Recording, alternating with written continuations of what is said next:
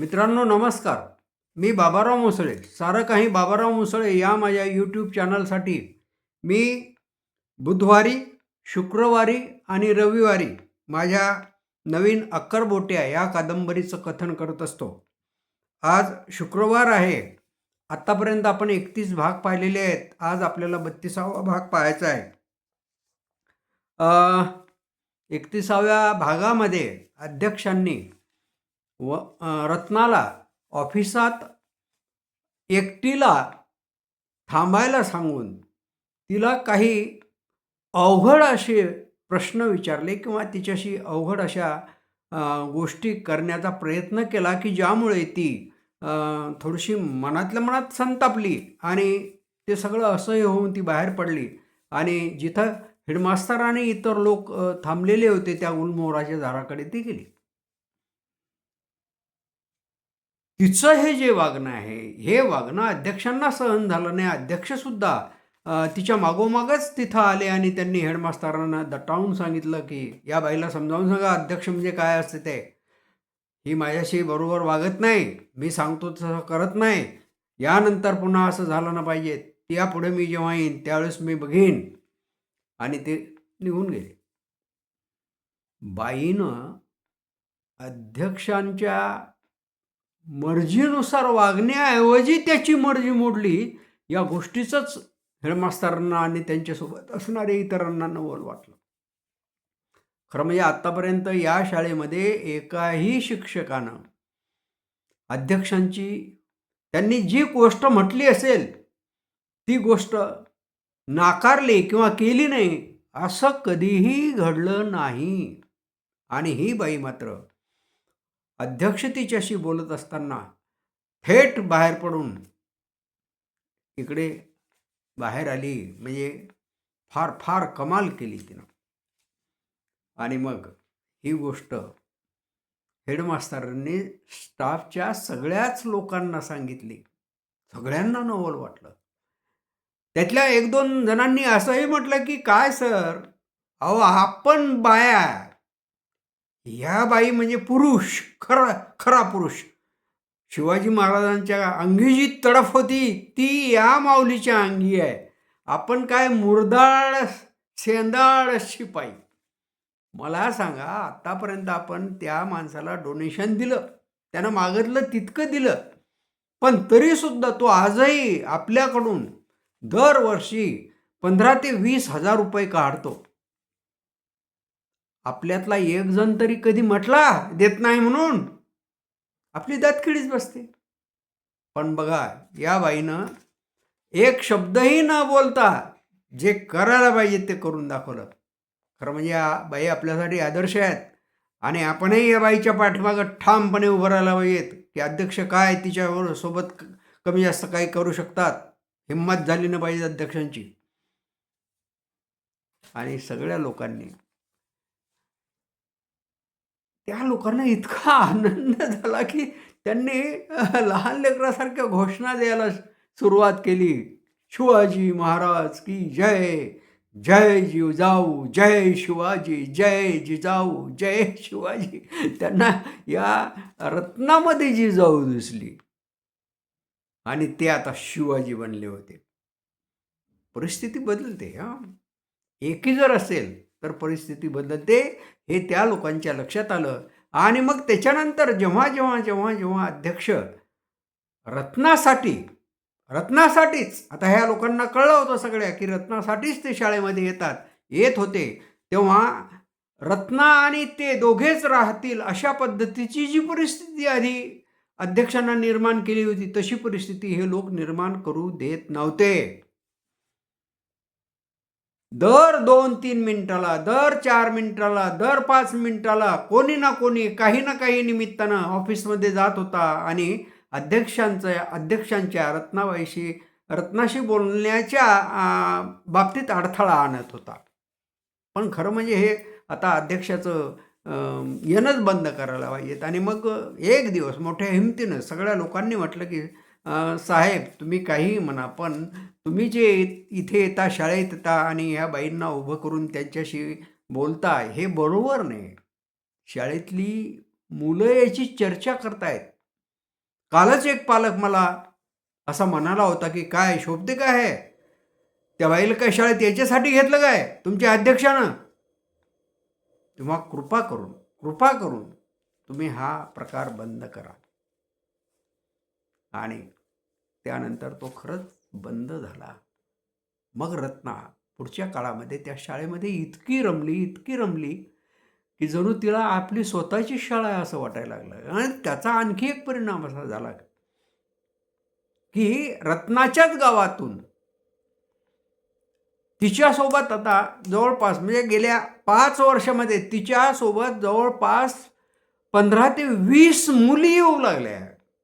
नाहीतर आधी कसं होतं, गावातली शाळा 7व्या वर्गापर्यंत आहे का, मग 7वा वर्ग पास झाली का पोरगी जाऊ द्या, लग्न करा. म्हणजे अशा पद्धतीनं मुलींचं शिक्षण थांबलेलं होतं. ते रत्नामुळं आता निदान मॅट्रिकपर्यंत होऊ लागलं. ही गोष्ट काही कमी नव्हती. आणि गावात विरोधी वातावरण, 2 पार्ट्या, तरी पण बाकीच्या म्हणजे रत्नाच्या पार्टीच्या लोकांचा भरोसा मुलींच्या संदर्भात रत्नावर होता हे तर 100%च. पण विरुद्ध पार्टीच्या लोकांचाही भरोसा रत्नावर असल्यामुळे ते आपल्या मुली रत्नासोबत शाळेत पाठवत होत्या. आणि रत्नाही म्हणत होती की मला गावातल्या राजकारणाचं शाळेशी काहीही देणं घेणं नाही. ह्या सगळ्या मुली माझ्या आहेत असं समजूनच मी त्यांना घेऊन जाईन, वागवीन वगैरे वगैरे. जाधववाडी ते शाळेचं गाव हा जो मधला रस्ता होता, कच्चा रस्ता, तो साधारणतः 1.5 किलोमीटरचा रस्ता. पण सुदैव हे की त्या रस्त्यानं कुठेही ओढा नव्हता, नाला नव्हता. म्हणजे कितीही पाऊस झाला तर पूर येण्याची शक्यता नव्हती. त्यामुळे मुली कधीही रत्नासोबत येत आणि रत्नासोबत परत जात. आणखी एक गोष्ट झाली, शाळेमध्ये मुलं लघवीला जायचं असलं तर शाळेच्या पाठीमागच्या भागात जात. पण मुलींना मात्र लघवीला जायला फार अडचण होती. शाळेच्या जवळून जाणारा, शेतात जाणारा एक गाडी वाटेचा रस्ता होता. थोडासा खोल होता तो असा. आणि त्याच्यामुळे मुली त्या रस्त्यानं मग कुठेतरी जायच्या आणि लघवीला बसायच्या. पण एक दिवस एक घटना घडली. कशी? एक गाडीवाला गाडी शाळेपुढे आणून त्यानं उभी केली आणि तो जोरजोरानं ओरडत म्हणजे भांडल्यासारखा बोलत हेडमास्टरकडे आला. आणि हेडमास्टरांनी सांगितलं की ह्या तुमच्या पोरी दोन्ही चाकुल्यात हाकतात, मुततात, माझ्या गाडीचे चाकं सगळे भरायले, काही सांगा नाही यायला, काही याला अक्कल आहेत का नाही, कुठं हागाव ते कळत नाही यायला. सगळ्यांनी ते ऐकलं, रत्नानंही ऐकलं. आणि त्या गोष्टीचं गांभीर्य रत्नाला जास्त वाटलं. कारण पुरुष कुठेही जाऊ शकतील, मुलं कुठेही जाऊ शकतील, पण मुलींच्या ज्या ह्या गरजा आहेत त्या गरजा भागवण्यासाठी असं रस्त्यावर जाऊन नाही बघणार. आणि रस्त्यावर जर समजा त्या तिकडे कुठेही बसत असतील हागायला, तर पाणी घेणं ही कसं शक्य आहे. त्याच्यामुळे मग ती हेडमास्टरच्या मागं लागली.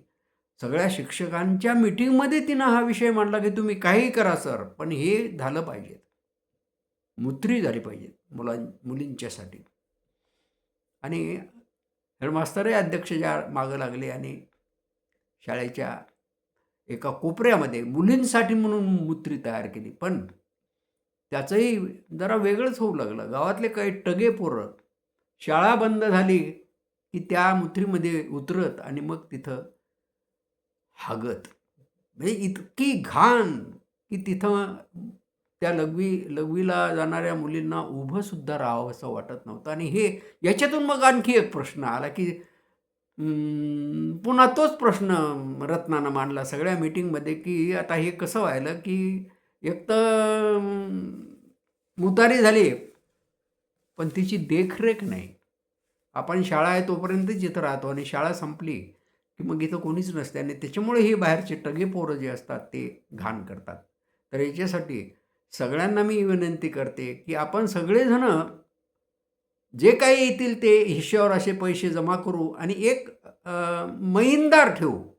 त्यांना फक्त शाळा संपली की इथे यायचं आणि दुसऱ्या दिवशी शाळा सुरू होईपर्यंत थांबायचं. कोणी एखादा म्हातारा माणूस पाहू आणि त्याला ठेवू, आणि तीही गोष्ट सगळ्या शिक्षकांनी मान्य केली.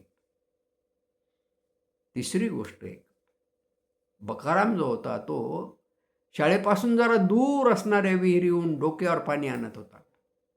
कधी कधी मग सायकलला पिपे लावून आणत होता. हे कष्टाचं काम होतं. बकारामचं हे कष्ट रत्नाला सहन होत नव्हते, आणि तिनं मग मुख्याध्यापकाकडे आणखी एका गोष्टीचा लकडा लावला की हापसी झाली पाहिजेत, बोर झाला पाहिजेत, त्याच्यावर मोटर पंप बसला पाहिजेत, आणि हळूहळू तीही गोष्ट झाली. आणखी एक महत्त्वाची गोष्ट रत्नाच्या मुळे झाली होती. खरं म्हणजे एक संडास पाहिजेच होता, आणि तेवढ्यात त्याच काळात सरकारचा एक असा आदेश आला की बुवा मुलींसाठी मुतारी आणि संडास ही व्यवस्था व्हायलाच पाहिजेत, आणि ती सदैव उघडी असायला पाहिजे, पाण्याची व्यवस्था असायला पाहिजे. रत्नानाही त्या बाबतीत जरासा आग्रह धरला, आणि तेही झालं, संडासही झाला. पण मुलींसाठी तो कसा वापरायचा? मुली घाण करतात, पाणी टाकत नाहीत, आणि मग त्याचंही प्रबोधन रत्नाला करावं लागलं, मुलींना जवळ घ्यावं लागलं, आणि त्यांना सांगावं लागलं. आणखी एक अत्यंत महत्त्वाचा विषय होता तो असा की काही मुलींना पहिल्यांदा अंगावर जायचं, आणि मग त्या मुली घाबरायच्या. बाकीच्या मुलींच्या ते लक्षात यायचं, आणि मग त्यातली कोणती तरी एखादी मुलगी रत्नाकडे पळत यायची, धावत यायची, आणि तिला सांगायची की चला तुम्ही, असं असं झालेलं आहे. आणि मग रत्ना जाऊन ती त्या मुलीला समजावून सांगायची, आणि तिचं जे काय असेल ते सारं व्यवस्थित करायची. त्यातून मग रत्नानं मुलींना जी मधली सुट्टी असेल, जेवढं खावणं झालं की मग ती मुलींच्यामध्ये बसायची, आणि त्यांच्यामध्ये अशा हिमतीच्या गोष्टी सांगायची. मुलींना धीट केलं तिनं, लक्ष्मीबाई केलं, जिजाऊ केलं, खऱ्या अर्थानं. हा जो बदल होता हा हेडमास्तरांच्या लक्षात आला होता की आपल्या शाळेतल्या मुलींच्या बाबतीत रत्ना जे करत आहे ते कोण्याही शिक्षकाच्यानं झालं नसतं, आणि म्हणून त्या सगळ्यांना रत्नाचाच अभिमान वाटत होता. हे असं सगळं चालू असताना अध्यक्ष मात्र कोणाच्याही खिसगंतीतही नव्हता. तो आला काय आणि गेला काय. पण नमस्कार, पुढच्या वेळेस पाहू काय होते. कारण माणसं दुःख धरतात नागासारखं, आणि बरोबर त्याचा वचपा काढतात. पाहूया काय होते. लाईक करा, कॉमेंट्स द्या, आणि शेअर करा, सबस्क्राईबसुद्धा करा. आभारी आहेच. पुन्हा पुढच्या वेळेस रविवारी.